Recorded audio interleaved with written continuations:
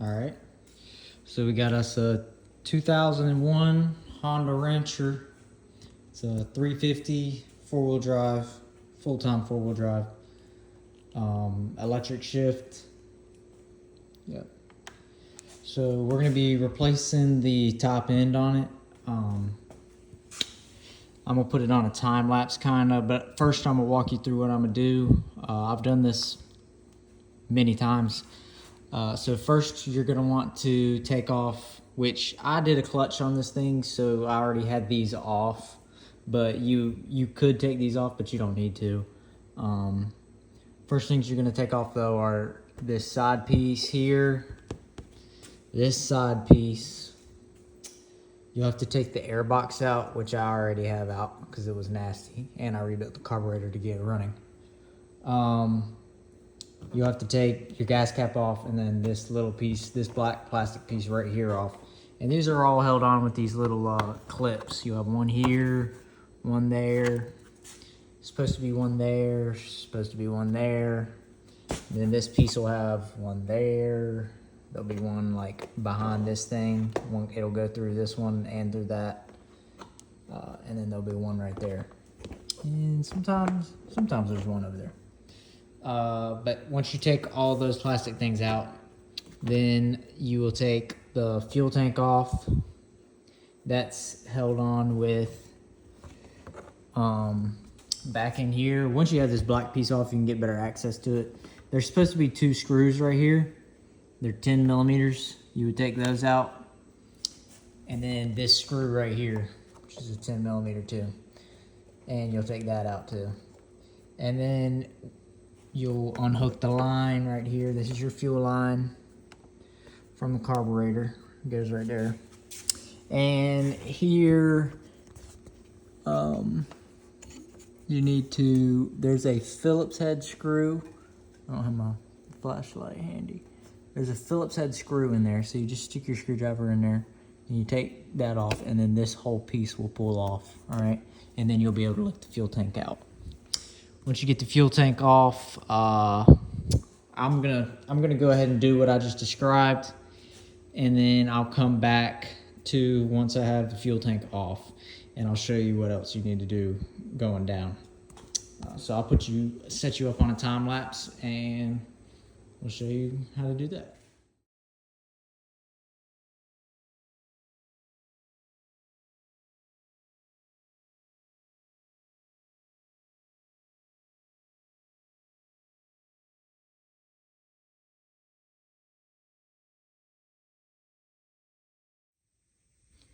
All right, so now that we have the gas tank and the side pieces out of the way, and you have to take the air box out too, which is pretty simple. You have to undo the clamp. There'll be a clamp right here.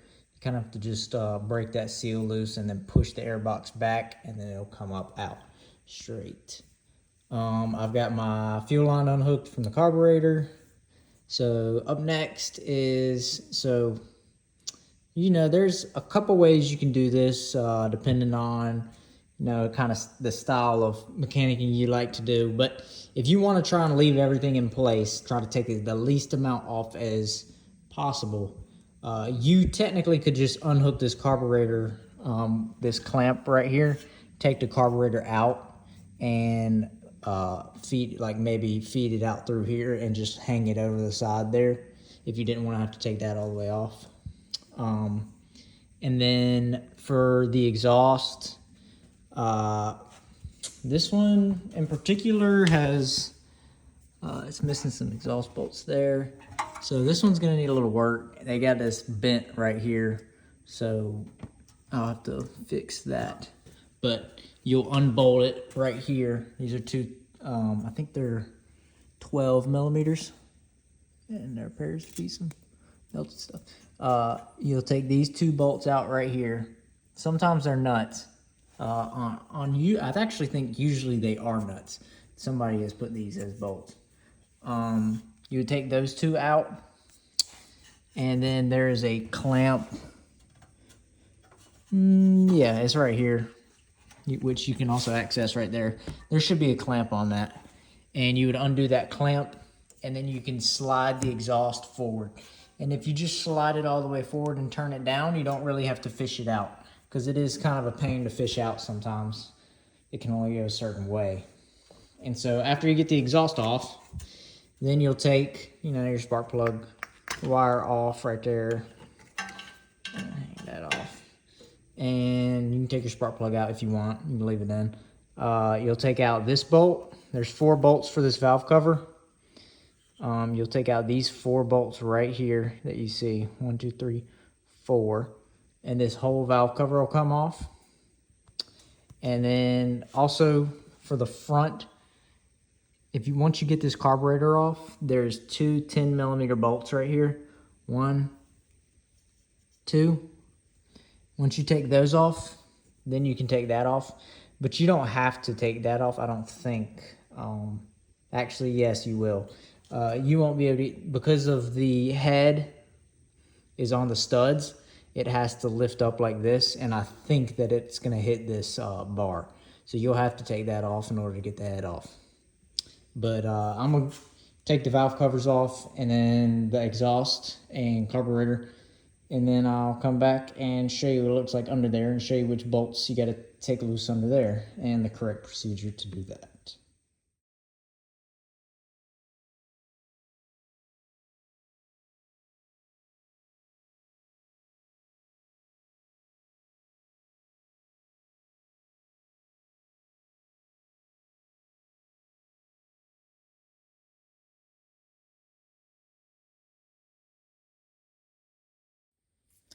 All right, so got the valve cover off. Exhaust is slid forward, as far forward. I also had to take the big exhaust, or this muffler section off, which is 2 bolts. One right there, one right there. And then it just slides off of that pipe right there. So that wasn't too hard for me. But for you, if it's the first time it's ever been off, might have to take some wiggle in there. So to get your rocker arms off, which is this section right here, you got this big nut right here, 14mm, these 2. And then you got this 10, I think, millimeter right here in the center. Right here in the center. And then also, I think you got to take that one off too to get this out. And then this section right here will come off. The rocker arms will come off with it. See, like, that's a lot of lash. Somebody did not have this thing lashed up. Should not be that big. Especially on the exhaust. The exhaust is usually, I think, tighter. And I don't even know that this is at TDC, but either way, whether it's at TDC or not, shouldn't have that much play. And then you got these 2 14mm right here. So that's to get the rocker arm assembly off, these 2 and these 2. Then to get the cylinder head off, you got these 2 nuts right here, and you got 2 10mm right here. And let me tell you, them 2 right there, they love to snap because they're really long and they're really thin. So just be careful when you're tightening those. If they come off, usually they come off okay, I think. But when you're tightening, them things snap like nothing. And then once you get the cylinder head off, or once you get this rocker arm assembly off, you'll take the push rods out right there. And then you'll slide the cylinder head off there. And then I'll show you, once we get the cylinder head off, how to get the cam buckets out. And then how to get the jug off, and then piston, rings, etc.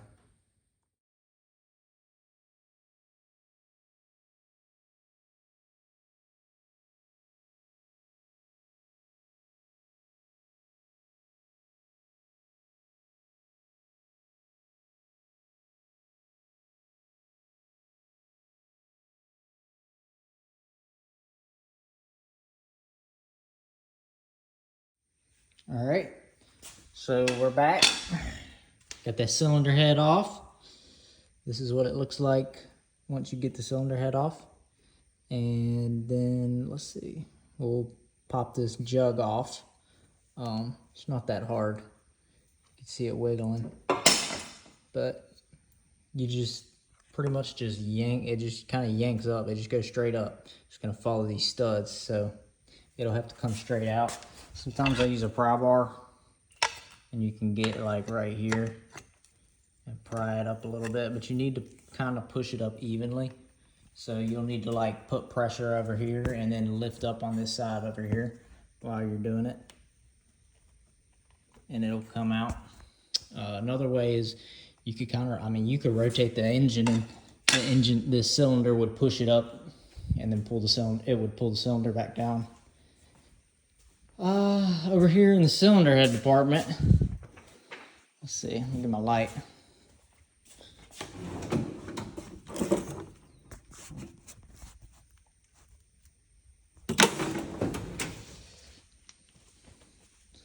So in the cylinder head department here, everything looks okay. No broken valve springs. They look fine. The guy I bought this from, I buy and sell them and fix them. The guy I bought it from said that he replaced the top end, but obviously it's smoking, so either he didn't replace the top end or he didn't do it correctly. So yeah, he tried to blame it on it just smokes. Oh, it's just burning the old oil out of the exhaust that from where it did smoke. Yeah, that's not what happened here. But that's the top side. There's the bottom side. Obviously it's blacked up. I did notice this on the other cylinder too. It was like, I had never seen that really before, but there was some scarring on the cylinder. If I had to guess, a lot of people that do top ends, they don't replace the valve seals, which are, every time I do a top end, I replace the valve seals because I know that so many people don't. So I have like a whole thing of just valve seals for these motors. This one's for, I think, this one might not be for maybe the 420s. Or no, that one's for the 350s. This one's for the 250s, the Recons. Just because I do so many top ends, I keep those on hand because they don't usually come in the kit. And so I'll get my valve spring compressor and I will take these valve springs off and replace the valve seals under there. It's in there. Also, make sure that you keep track of these dowels. There's 4 in total. 2 in the cylinder head, 2 on the jug, the cylinder. They go right here. This is for the rocker arms to keep them centered, and the bolts studs go through them.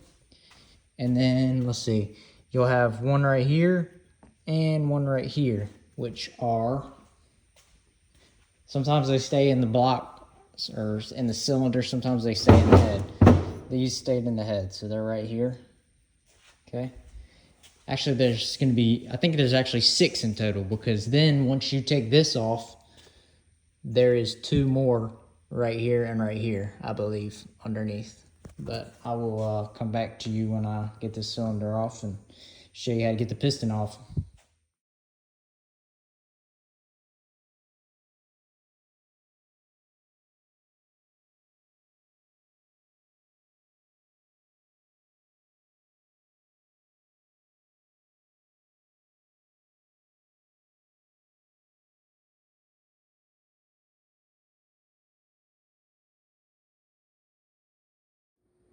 All right, we got the cylinder off, got the piston off. So some checks you can do here just for, you know, health of your engine. There's side-to-side clearance, which it's supposed to have quite a bit of side-to-side clearance actually from the spec book. I think they say like 30 to 40 thousandths, which is something crazy, but yeah, so the side-to-side is fine.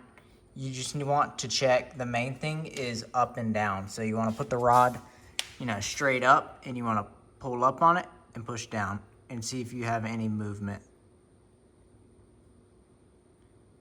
So that will, the up and down is if you are hearing like a really loud knock or seems extra clanky, that's usually what that is that.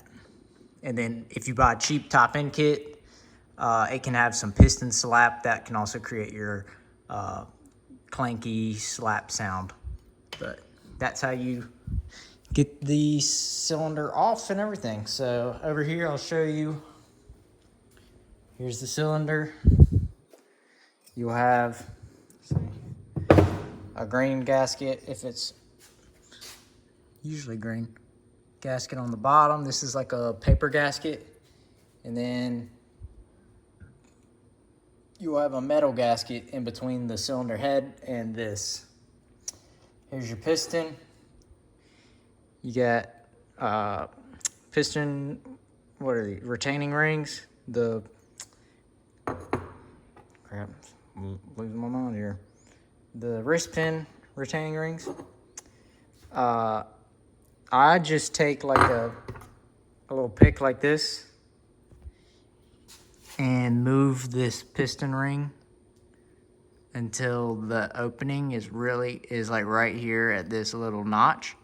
And then you go in there and you pry up on it and it'll pop off.